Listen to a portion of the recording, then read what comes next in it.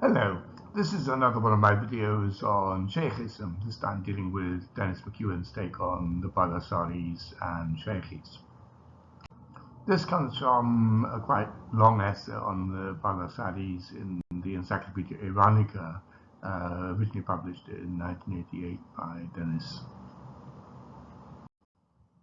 Denis MacEoin wrote a number of articles and books relating to Babi studies, and of particular interest to us here is his essay on early Shaykhi reactions to the Bab and his claims. He also co-edited Islam in the Modern World and published fiction under the pen names Daniel Easterman and Jonathan Aycliffe.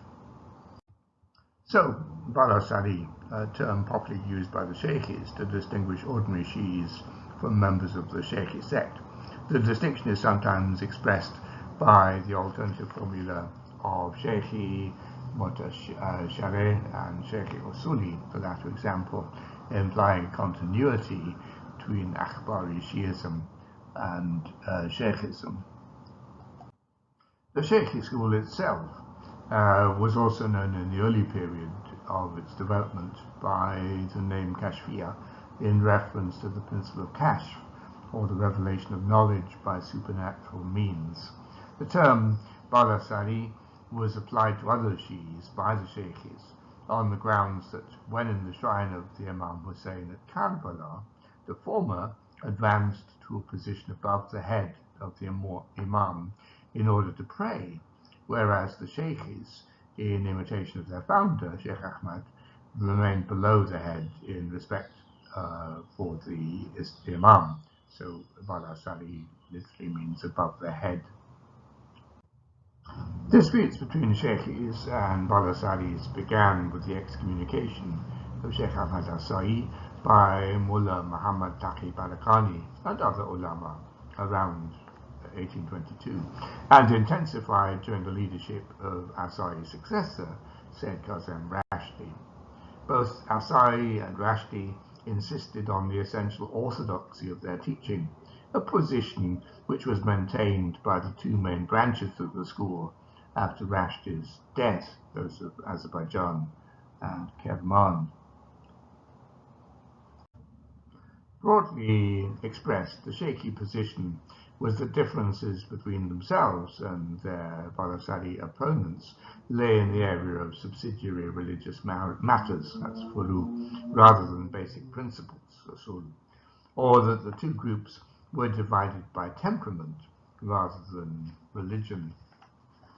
Shaykhi ulama often held important posts within the religious establishment, and it was not always easy or useful to draw clear lines between them and other Shi'is. In Azerbaijan, the Shaykhi community was led by Haji Mirza Shafti Taqat al-Islam Tabrizi and Hujjat al-Islam Mullah Muhammad Mamaqani, and included numbers of influential individuals among the ulama, the merchants, government officials, and nobility.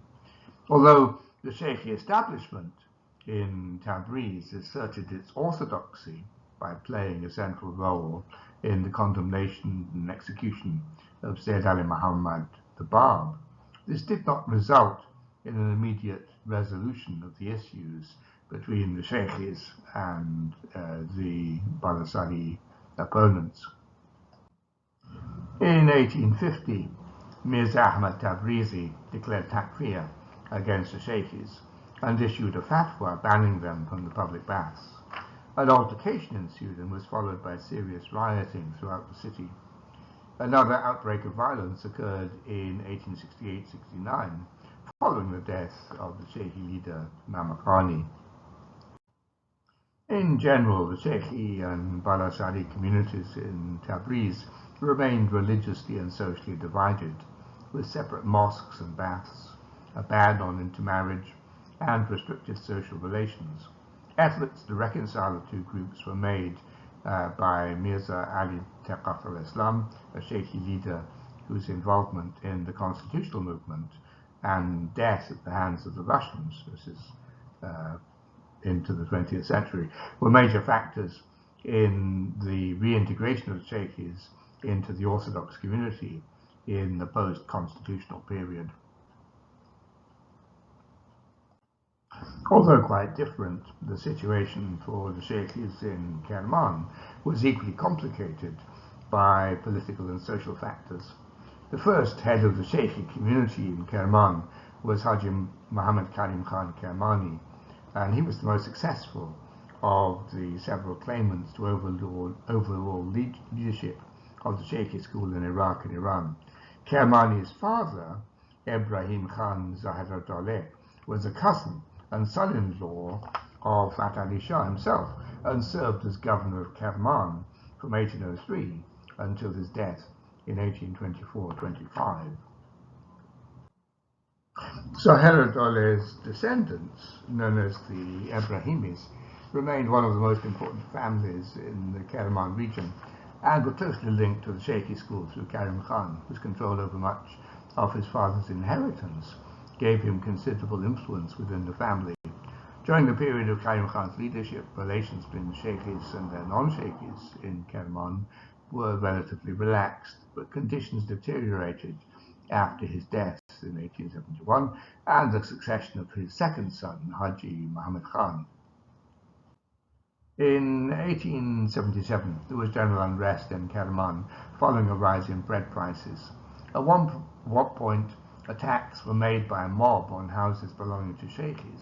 Some months after the death of the town's leading mujtahid, Haji Agha Ahmad Rafsanjani, in the following year, trouble broke out between his son, Haj Sheikh Abu Jafar, and Muhammad Rahim Khan, the older brother of the Shaykhi leader Muhammad Khan.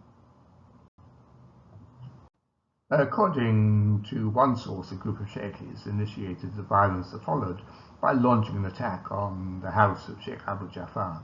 The dispute was only settled when Nasruddin Shah summoned both Abu Jafar and Muhammad Rahim Khan to Tehran.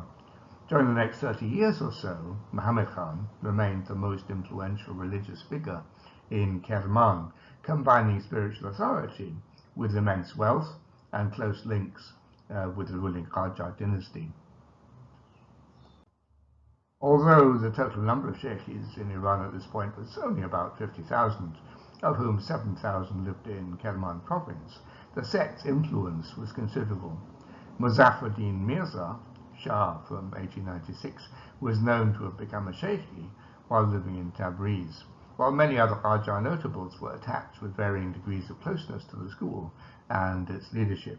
Scarcia described Shaykhism as a sort of bland, innocuous, and quasi-snobbish type of anti-clerical movement of the court.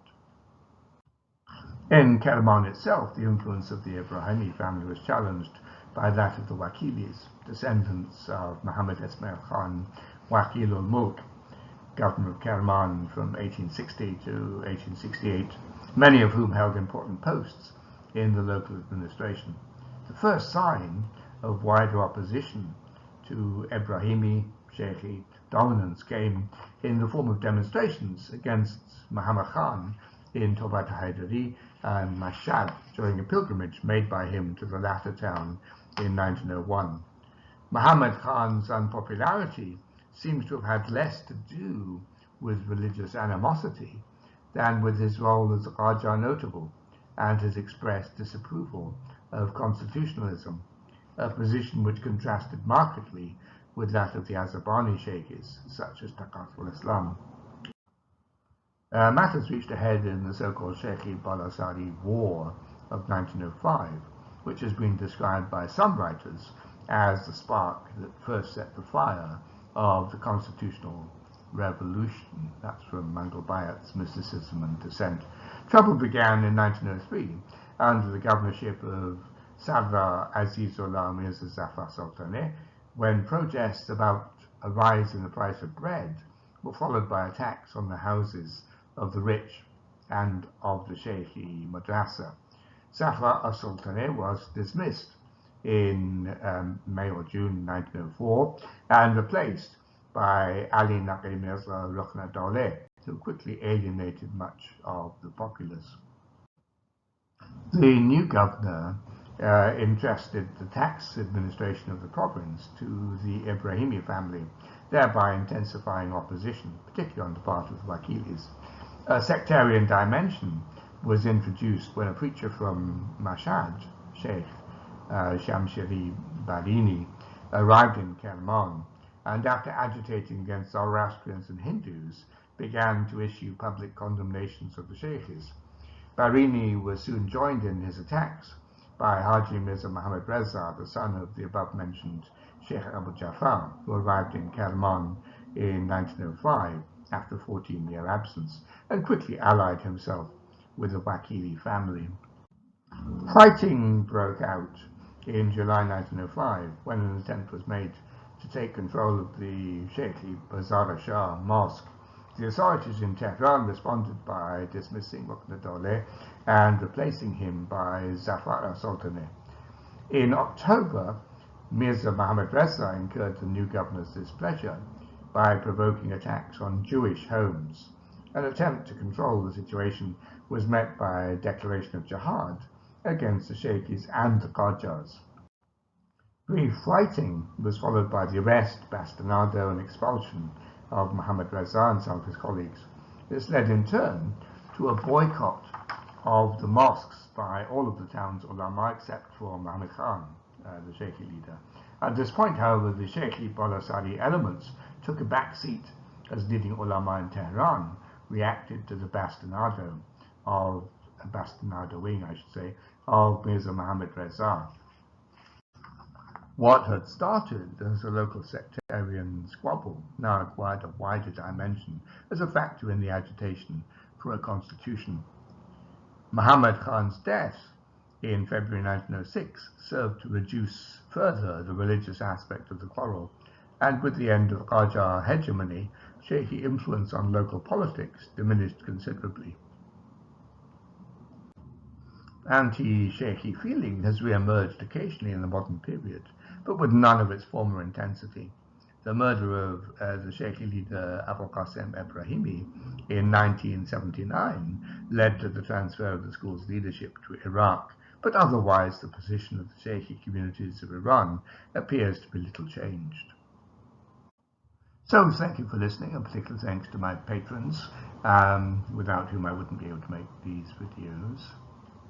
You're very welcome to support my channel if you so wish. Please do like, comment, and share on the videos. It really does help. Subscribe if you want to be notified of future videos. I'll give a Patreon link below if you want to provide practical support. Next week we'll talk about the Shaykhis and the Babis. Have a good day.